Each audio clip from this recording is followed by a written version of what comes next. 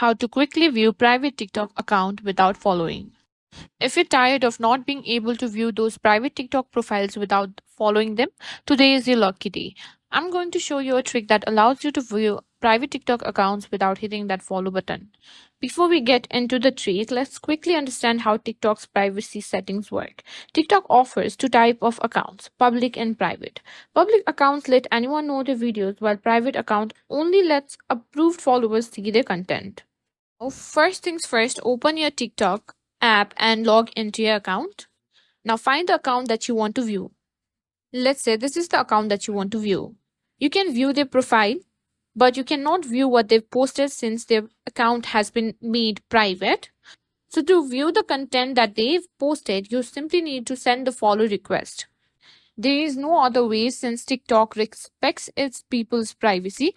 So some people use this accounts to private for a reason. Always be mindful and don't use another methods to invade someone's space.